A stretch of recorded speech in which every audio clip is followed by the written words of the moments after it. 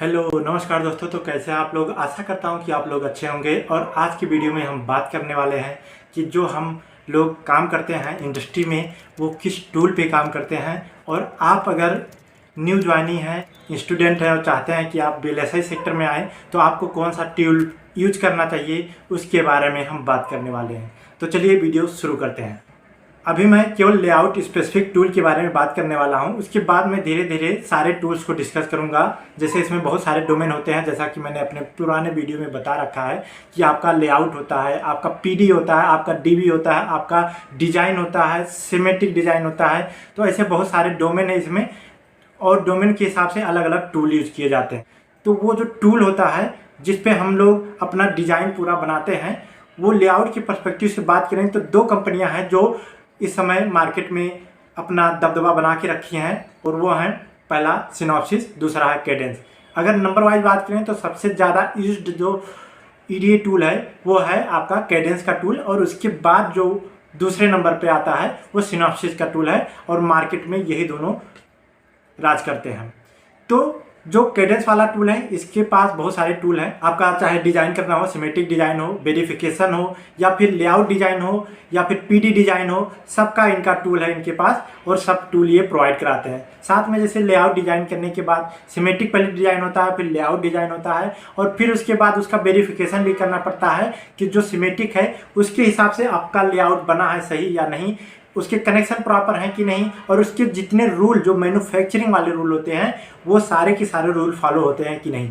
तो अगर मैन्युफैक्चरिंग वाले सारे रूल, जैसे स्पेसिंग हो गया, आपका वाइड कितना है मेटल और मिनिमम कितना होना चाहिए, उससे अगर मिनिमम से भी नीचे आ गया है तो वो रूल वो आपका फ्लैग करना चाहिए एरर के तौर पर। तो वो सब चेक करते हैं मैन्युफैक्चरिंग वाले सारे रूल डीआरसी के अंतर्गत, जिसको कहते हैं डिजाइन रूल चेक। तो डीआरसी में डिजाइन के सारे रूल को चेक करता है, स्पेसिंग से लेकर के और एक्सटेंशन तक का। उसके बाद जो एलबीएस होता है, लेआउट वर्सेस सिमेट्रिक, इसमें चेक होता है कि कनेक्टिविटी प्रॉपर है कि नहीं। अगर सही नहीं है तो आपका अब वर्क शुरू होता है, उसको मॉडिफाई करना है, जो भी एरर है उसको रेक्टिफाई करके आपको वो वेरीफाई कराना है। मतलब डीआरसी और एलबीएस दोनों को क्लीन करके आपको देना रहता है। तो जो टूल अभी हो रहा है यूज वो कैडेंस का वर्चुअसो यूज होता है, उसमें सिमेट्रिक भी डिजाइन होता है और एज वेल एज लेआउट भी आपका डिजाइन होता है। तो लेआउट डिजाइन करने में इसमें भी कनेक्टिविटी वाला भी टूल आता है, विदाउट कनेक्टिविटी वाला टूल भी आता है, और अब तो ऑटो राउटिंग वाला भी टूल आ गया है, एडवांस टूल। तो यही यूज है, ये कैडेंस की टूल है।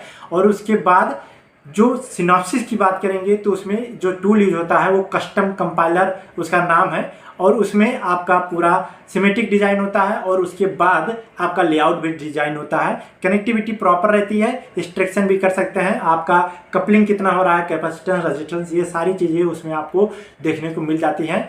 तो सिनॉप्सिस टूल जो होता है उसके लिए अगर टूल में आपको कोई हेरा फेरी करनी है या कमांड बेस्ड टूल अगर यूज करना है तो उसके लिए टिकल यूज करते हैं। अगर आपका कैडेंस टूल यूज कर रहे हैं और उसमें कोई हेरा फेरी आप करना चाहते हैं या कमांड बेस्ड यूज ज़्यादा करना चाहते हैं तो उसके लिए स्किल लैंग्वेज यूज करना पड़ता है या जानना पड़ता है, जानना चाहिए।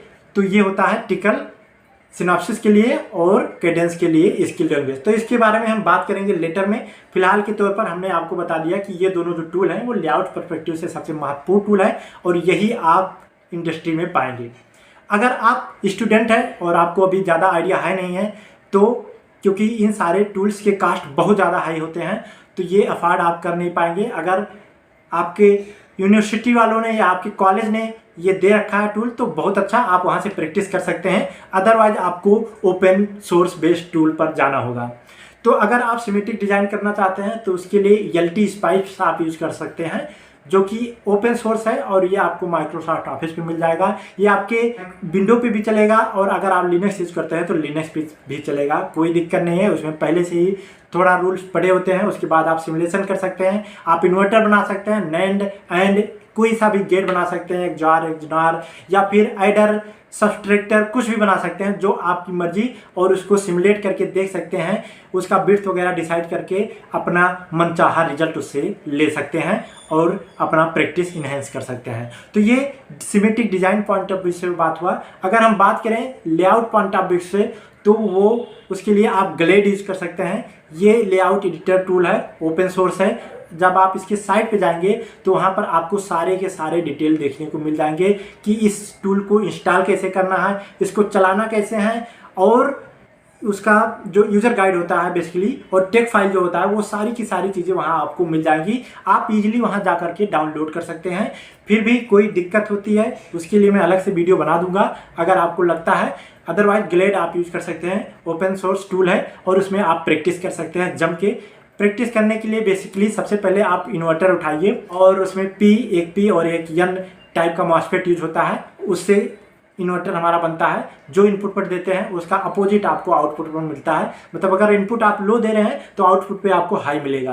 तो इस प्रकार से आप उसमें एक इन्वर्टर बेसिकली डिजाइन करके उसका सिमेट्रिक डिजाइन करिए और उसका सिमुलेशन करिए कि प्रॉपर आपको सारे के सारे ग्राफ प्रॉपर मिल रहे हैं इनपुट आउटपुट के कि नहीं। अगर सब कुछ प्रॉपर है उसके बाद आप जाइए उसका लेआउट डिजाइन करिए वहीं पे ग्लेड में ही, और उसके बाद पूरा ये प्रोजेक्ट आपका कंप्लीट हो जाएगा। मतलब आप सिमेट्रिक डिजाइन करेंगे, आप उसके बाद लेआउट डिजाइन करेंगे, सिमेट्रिक डिजाइन करने के बाद सारा उसका ग्राफ वगैरह देखेंगे कि इनपुट आउटपुट का ग्राफ प्रॉपर आ रहा है कि नहीं, डिले कितना हो रहा है, ये सारी चीज़ें वहाँ से देखेंगे। लेआउट डिजाइन करने के बाद आप देखेंगे कि डीआरसी क्लीन है, एलबीएस क्लीन है। डीआरसी एलबीएस अगर क्लीन होता है तो एक्सट्रैक्शन करके आप देख सकते हैं कि कितना आपका कपलिंग हो रहा है, रेजिस्टेंस रेजिस्टेंस का तो कोई कपलिंग होता नहीं है, तो कैपेसिटेंस का कितना कपलिंग हो रहा है, ये सारी चीज़ें वहाँ से आपको मिल जाएगी एक्सट्रैक्शन के बाद। तो एक्सट्रैक्शन कैसे करना है, डीआरसी कैसे क्लीन करना है, एलबीएस कैसे क्लीन करना है, टूल कैसे चलाना है, ये सारा का सारा आपको यूजर मैनुअल वहाँ आपको साइट पर मिल जाएगा।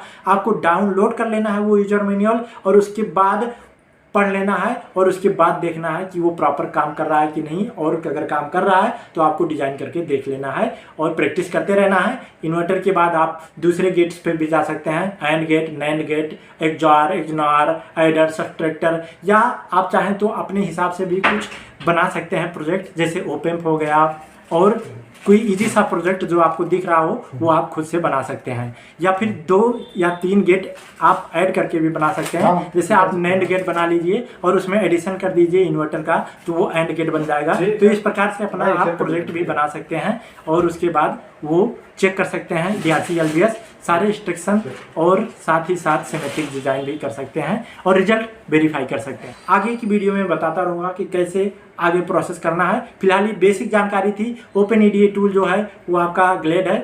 आशा करता हूँ कि आपको सब कुछ समझ में आएगा। Thank you for watching, have a great day. मिलते हैं अगले वीडियो में लेआउट के किसी और टॉपिक के साथ, और अभी मैं टूल के बारे में और भी आपको बताने वाला हूँ। LT Spice भी मैं डिज़ाइन करके इन्वर्टर आपको दिखाऊंगा, तो बने रहिए हमारे साथ और चैनल को सब्सक्राइब करना मत भूलिएगा। एक लाइक बनता है अगर आपको ये वीडियो पसंद आया हो।